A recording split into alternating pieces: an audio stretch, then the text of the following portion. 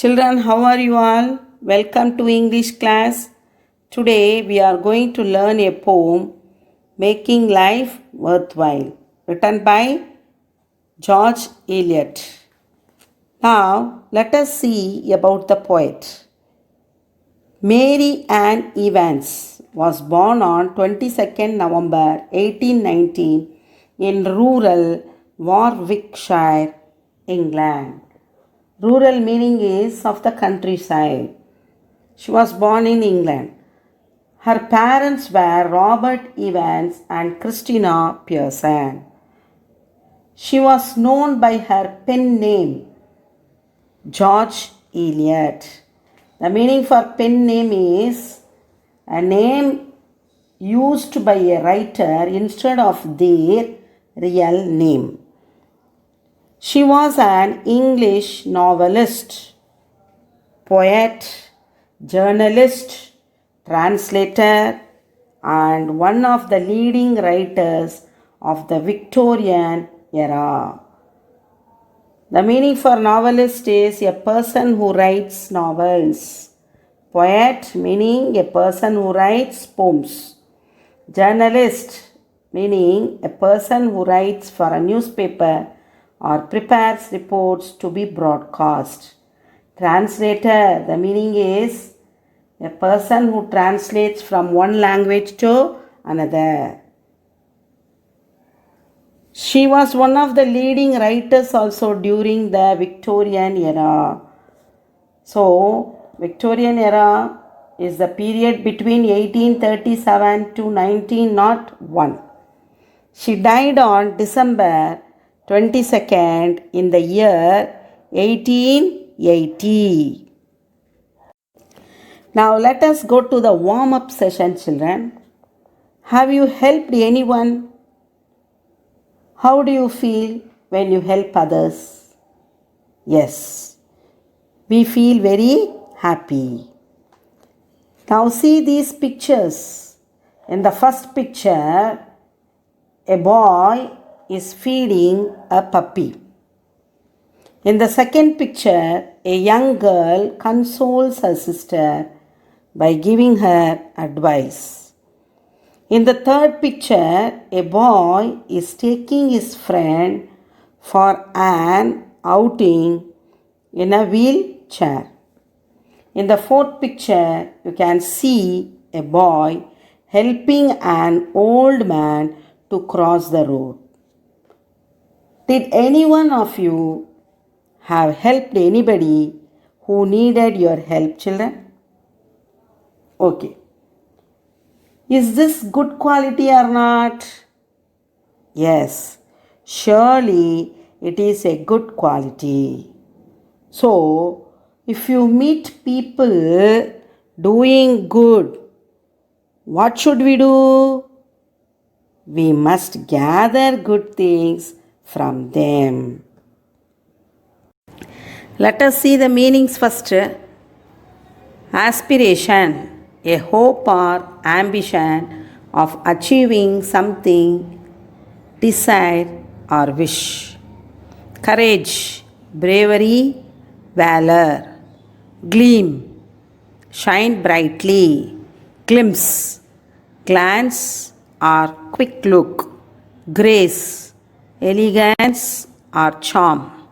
Heritage, inheritance. Worthwhile, valuable, purposeful.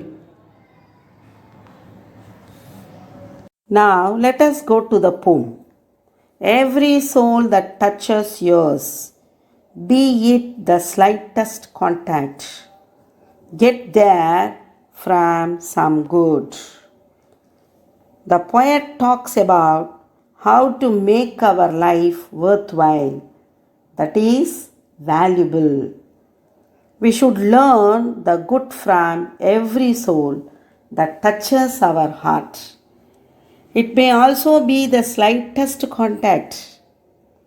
Children, every person you come in contact with, you must gather the good qualities what they possess. See, we live with our family. We have friends, neighbors, classmates, and so on. We spend most of the time with these people, and sometimes we may come across some people unexpectedly for few minutes or few hours. While traveling in a bus, train, or in a mall, market, theatre, etc. We will observe them, isn't it? If you see a good quality which inspires you, immediately you must adopt it. Now let us see the qualities the poet asks us to adopt. Some little grace, one kindly thought, one aspiration yet unfelt. These are the qualities the poet asks us to adopt. They are some little grace, one kind thought, an unfelt hope, or an ambition of achieving our desire or a wish.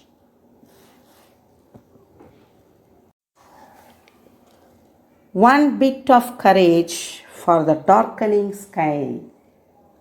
Children, here the poet says that we need a bit of courage to step into the darkening world. We must not hesitate to do right things at any time, at any place, or at any situation.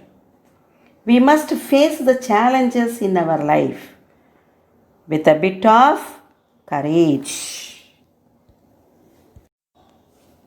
The next lines, one gleam of faith to brave the thickening ills of life.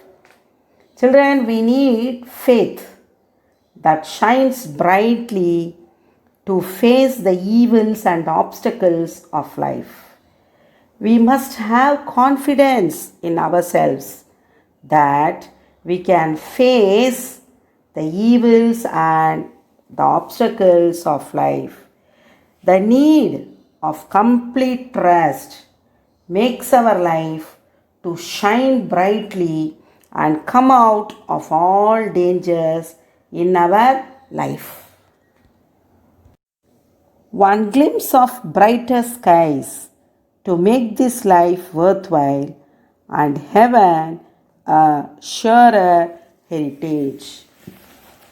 Children, a quick look at the brighter side of our life will make our life valuable, and then surely heaven would be our inherited property.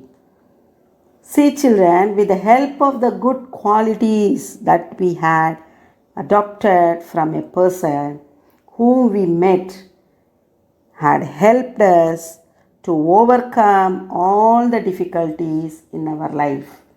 And when we have a quick look at the path that led us to success, will make our life valuable, and surely heaven will be the inherited property. So, not only our life, but also the people who surrounds us also feel that their life is like a heaven. So, children, always be good and do good. God will bless us with unexpected rewards. Children, figure of speech, alliteration. So, what is alliteration? Alliteration is the repetition of the same consonant letters or similar sounds at the beginning words in a set or series of words. Now, children, here get there some good. So, the words get and good are alliterated. Children, repetition is used here. Repetition is a literary device that repeats the same words or phrases a few times to make an idea clearer and more memorable. It is used to emphasize a feeling or idea, create rhythm, and bring attention to an idea. Here, children, one, the word one is repeated in these lines. One aspiration yet unfelt, one bit of courage. So, one is repeated. Can you say which words are alliterated here? Yes. And heaven a surer heritage. Heaven and heritage. H, H. They are alliterated. Okay, children, I hope you might have understood the poem well. I will meet you in the next class. Till then, obey your parents. Take care. Have a wonderful day. Thank you.